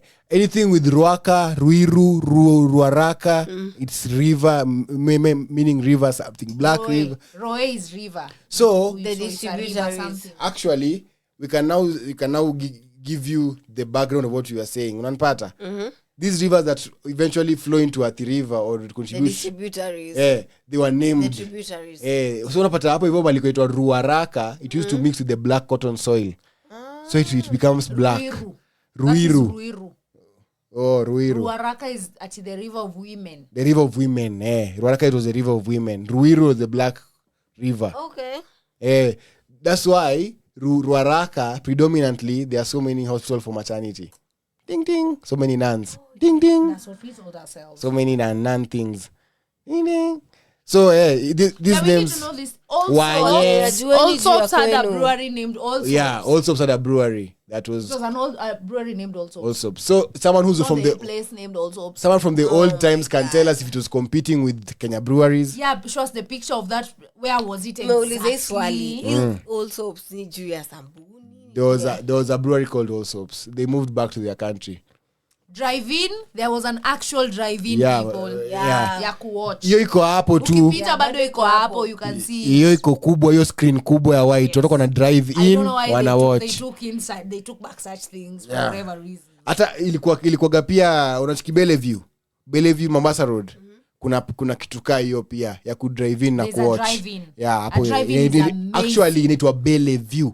And guys, Bellevue is French. That, no, it's French for that. Bado ninasema hiki tu tena. Tunaweza use drive-ins for Premier League games. We can do anything. Atuameka iko na kesi. Sasa ya nini? Why do we need this?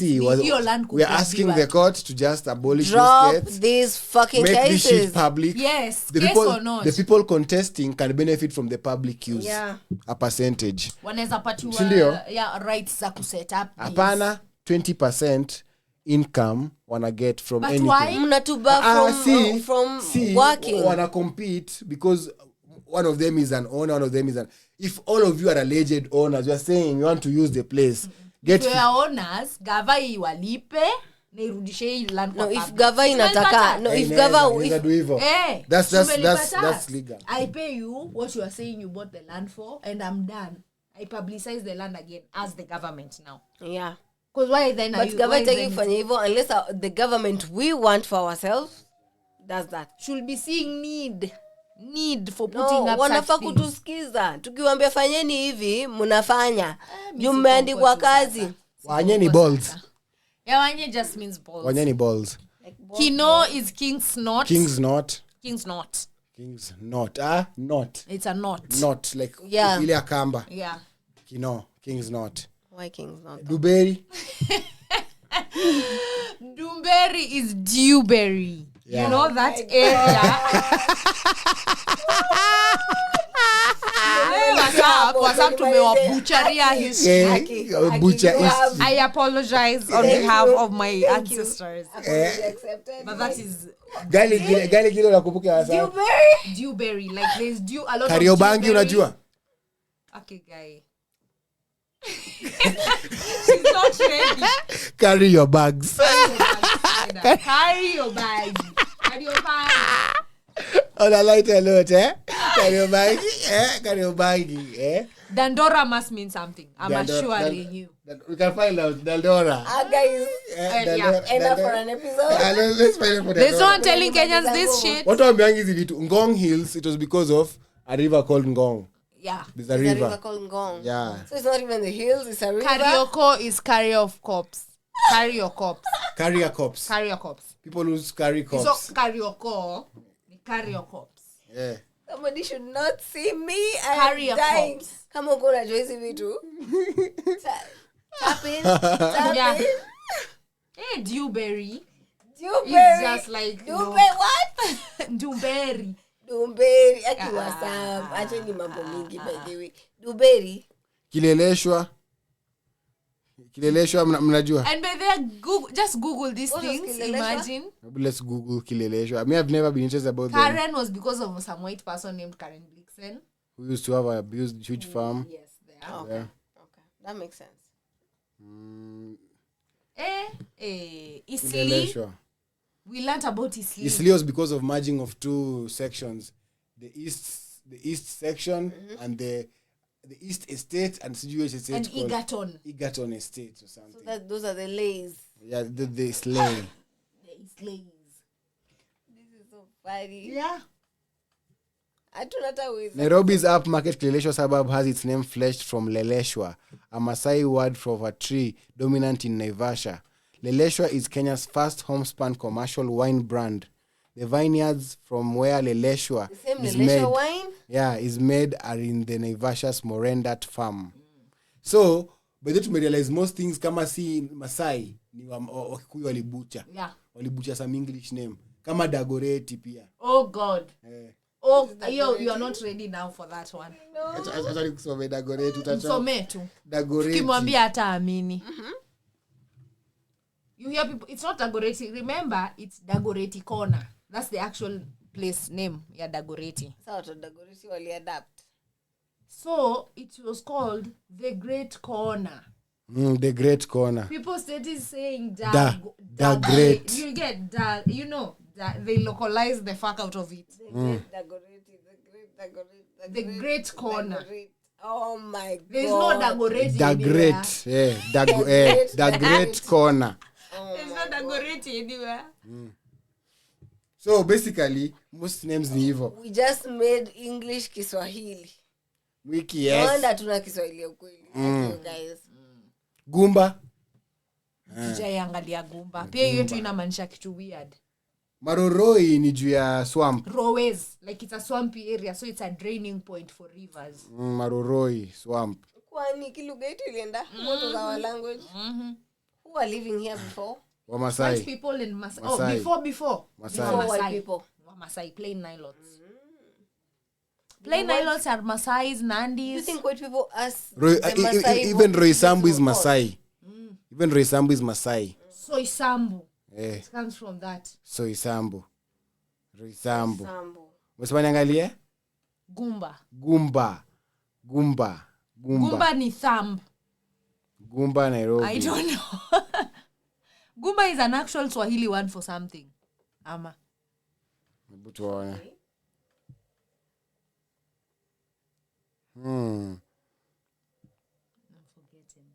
Carl Fritzman ngoja. Zimmerman hiyo amesema hapa.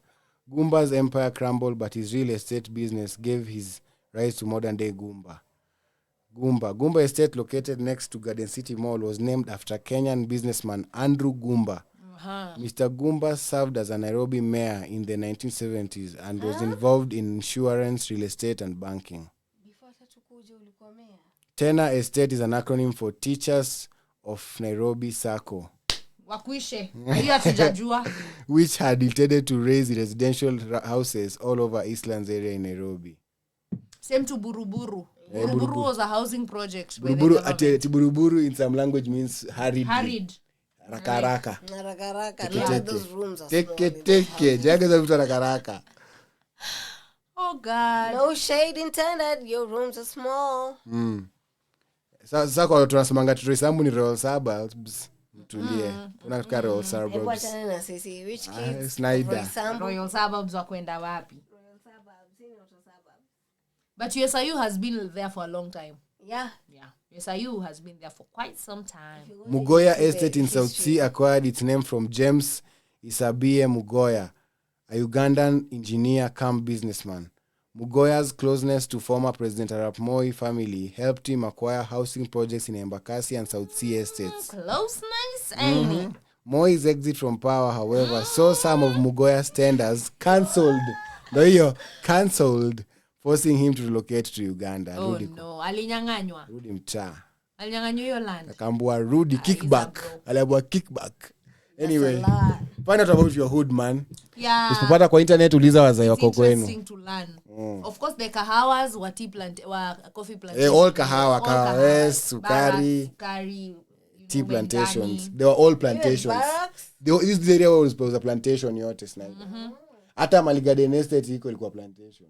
And then the forest. Yeah. The forest. E place inaitwaje? Nini Karura forest, which goes to Mau. I just want people to know that if all fails, we can go back to living like that.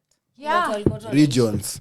And every region is rich in something that you can economize. Ndio maana nimesema each region ikikuwa tu inajua economize nini. Tunaform federal zetu tunakuwa autonomous.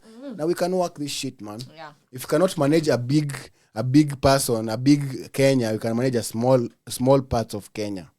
Na times ina change. Sikuzi nimeona wasiadi wameanza kushowcase simplicity kasi wa online like living in tiny houses kuishi kwa farm minimalistically that shit still makes sense si ati imego down the drain na there's value there now I mean don't know the less unataka the better especially less is more